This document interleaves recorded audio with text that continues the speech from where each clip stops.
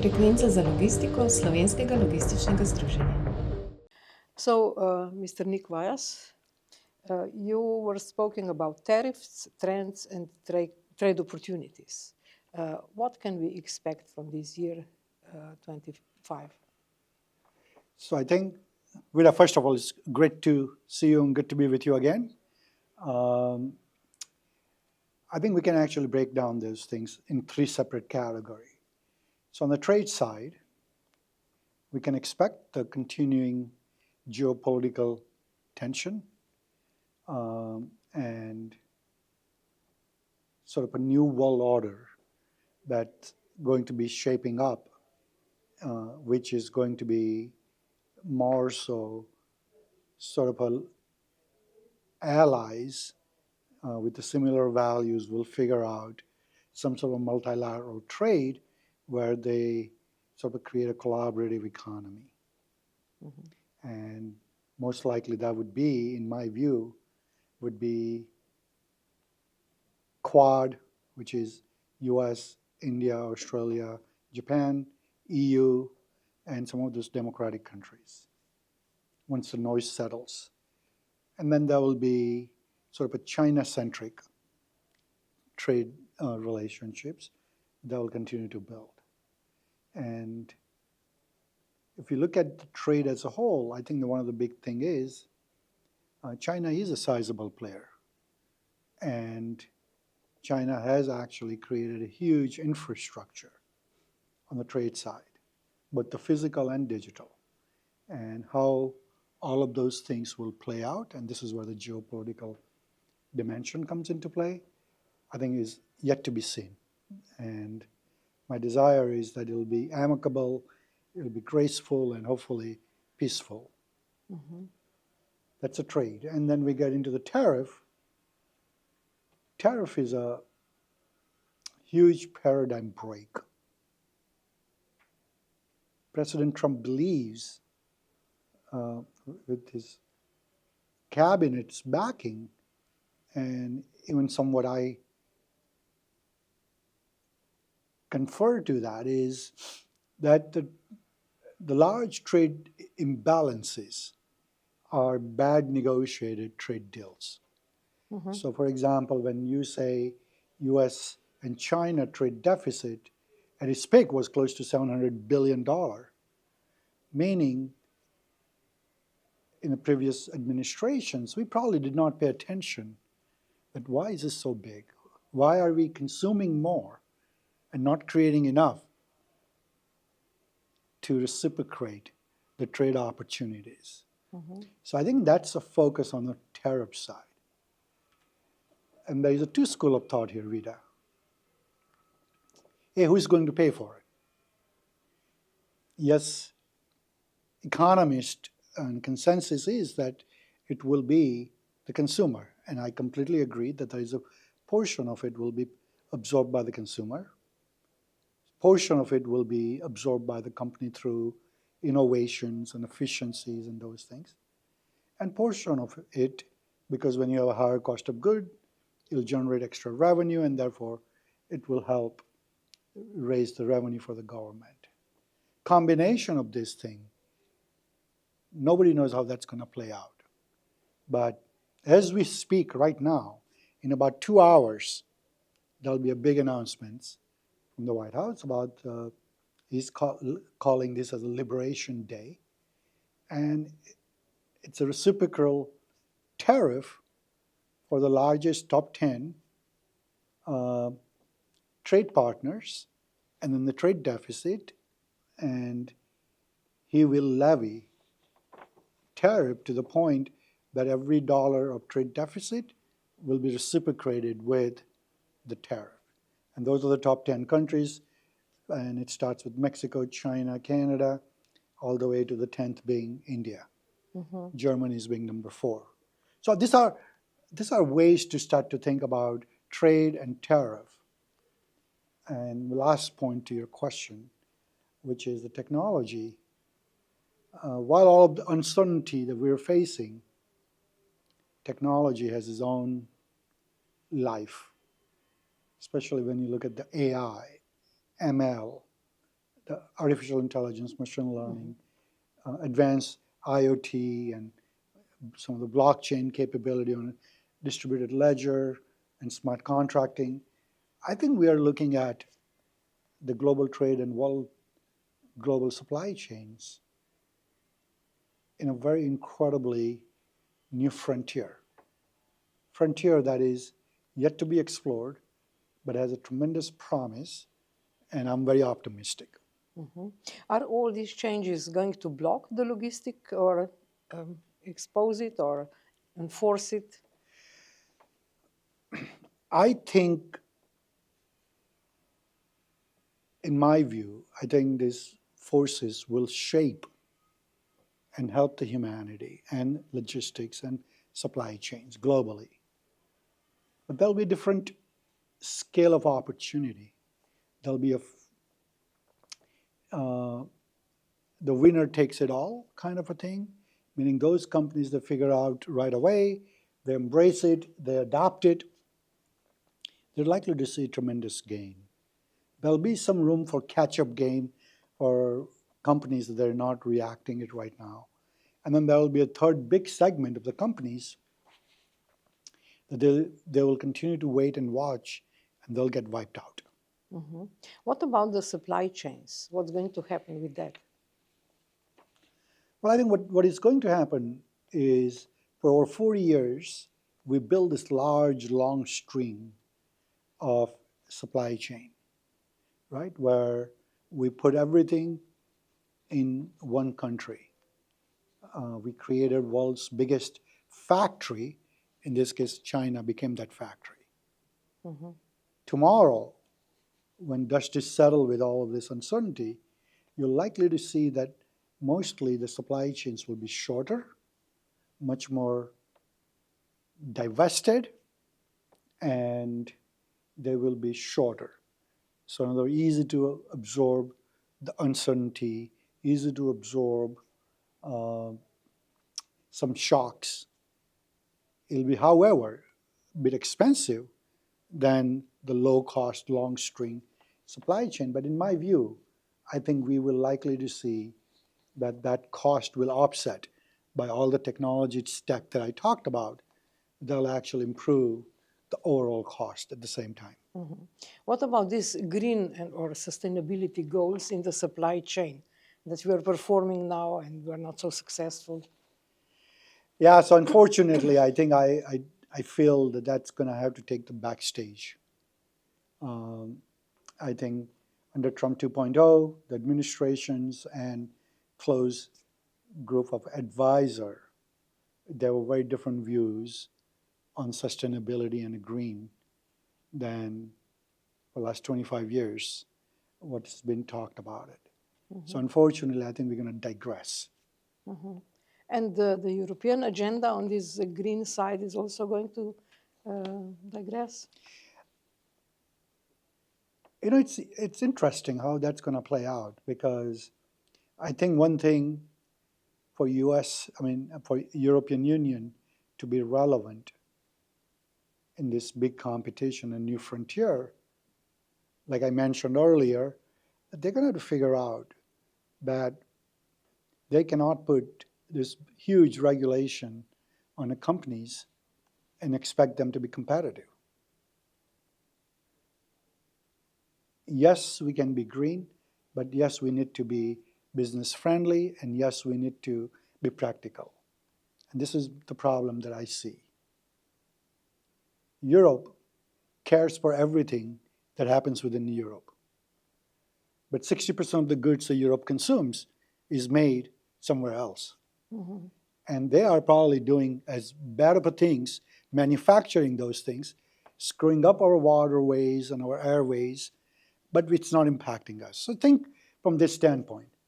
If somebody destroys the jungle in Amazon,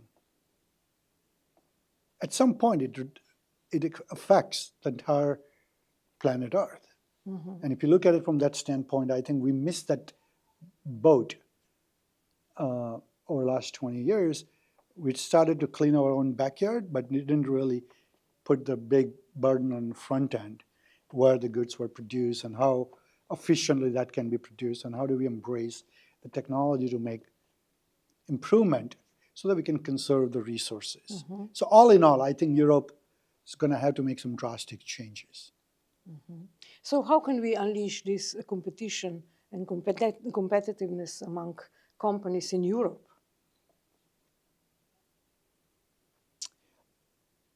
I think what the US is going through, Europe's going to have to collectively come to the same conclusion. Right? Some major shocks, major paradigm shift in which pendulum has swung to the left in terms of the being extremely green and not really making industry competitive, to not going all the way out where we just not think about green, but somewhere in the middle, where the regulations are business friendly, they're given time to adjust and adapt it. And think about, how do you make making goods in EU competitive? Can you create a manufacturing base, or can you retain that? And how do you work with allies and embrace and not tax them or tariff them where it is a disadvantage? And this is where Trump tariff plan is, that if European Union as a country of 27 countries, if they're putting a lot of heavy tax burden on goods and services coming from US, why US is not doing that? So this tariff now, and the trade deficit, is being seen as somebody's taking advantage of somebody. So I think we're going to have to sort of create the level field where that feeling, at least within the allies, is not there. So how can you estimate the future of the logistics in Europe or in the United States? You said in your speech that we live in the cloud.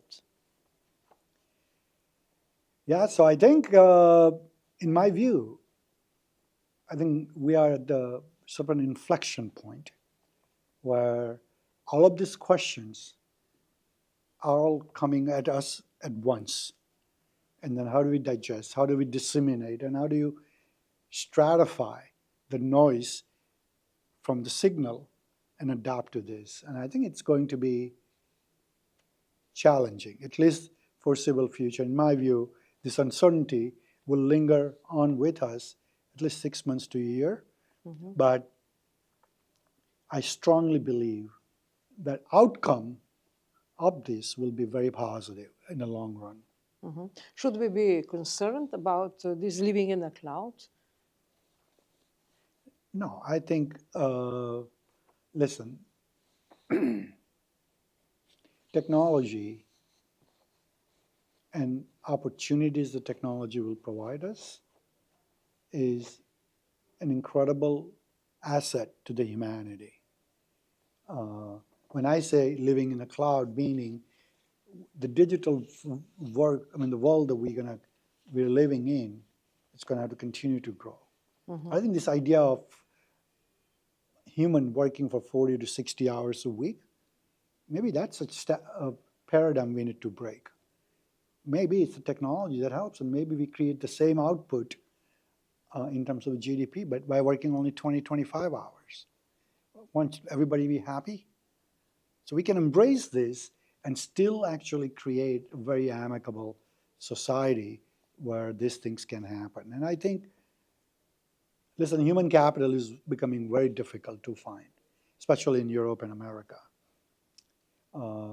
So why not take advantage of it? And why don't we integrate and find efficiency and make industries competitive using of technology so that you can compete with those countries that they're creating low-cost product that can be manufactured in these parts of the world.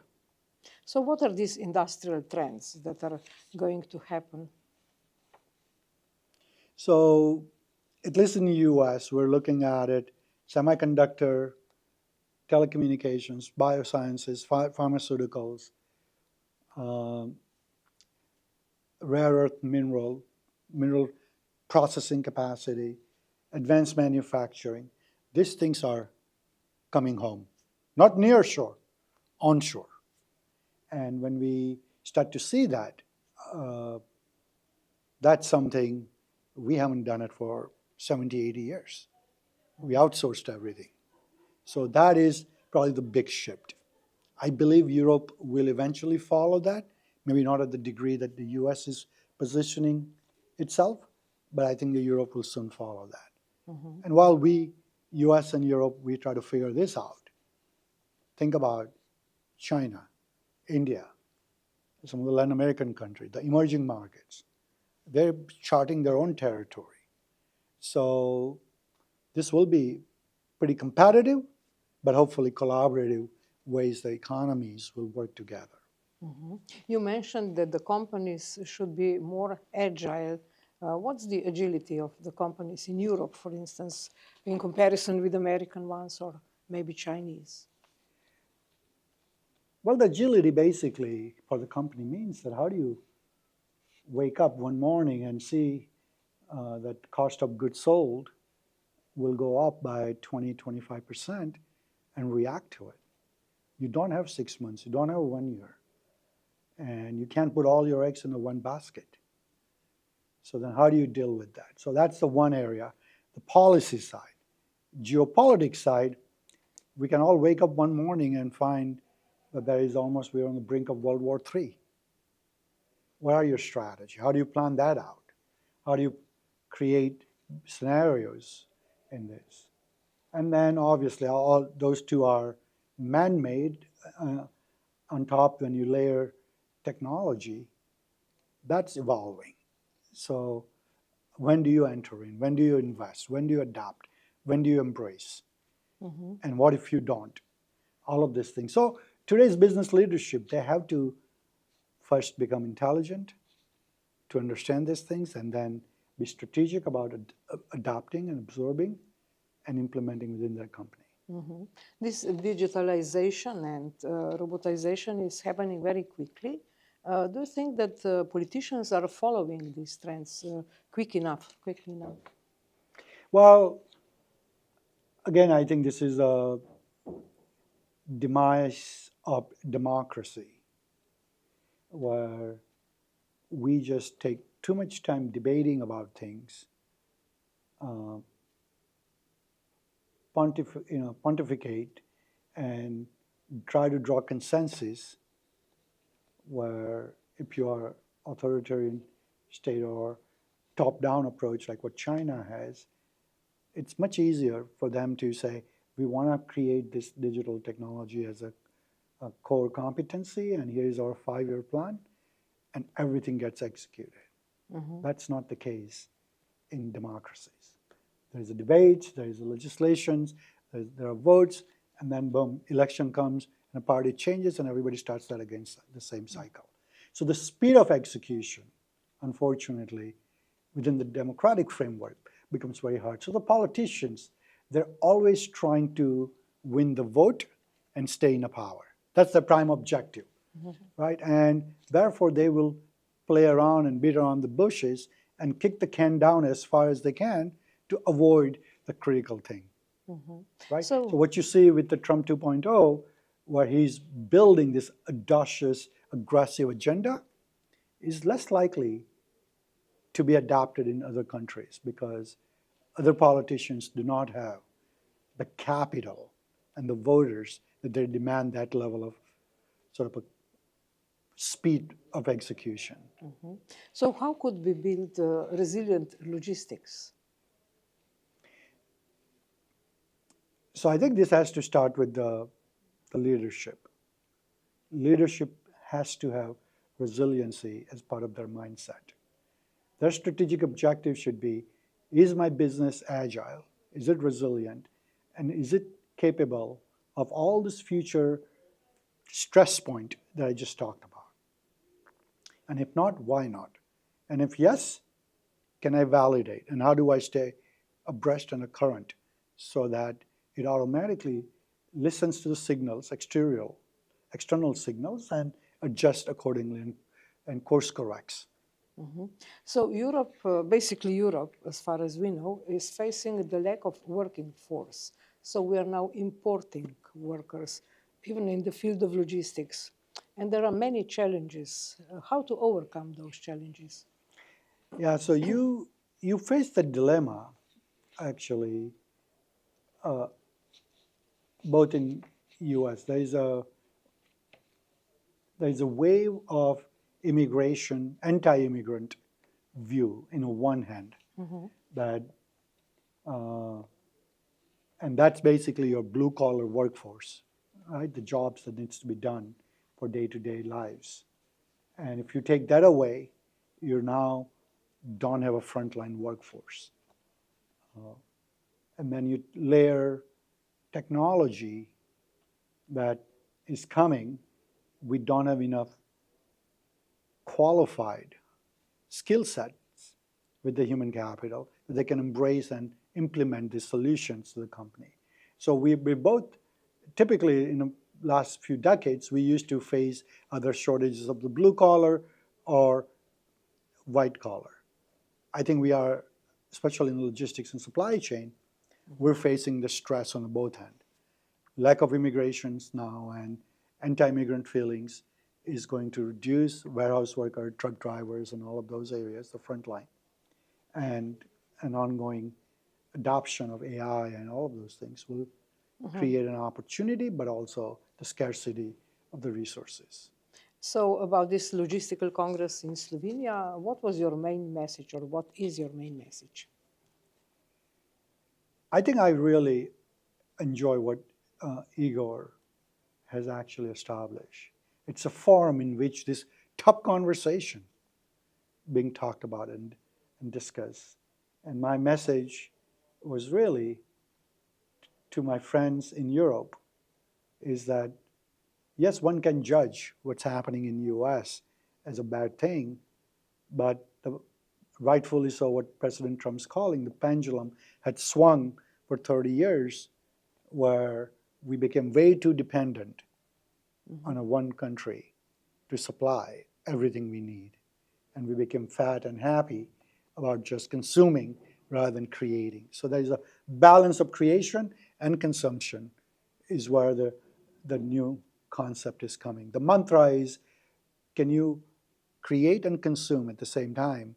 And I think message is that yes, we can, and Europe and US will have to figure this out together. And I'm very confident that when the new world order is said and done, Europe and US and other forces, alliances such as Quad, will all come together and will work together to create a very prosperous future. Okay, thank you very much, Mr. Vyas. Thank you very much. Good to see you. Yeah, okay.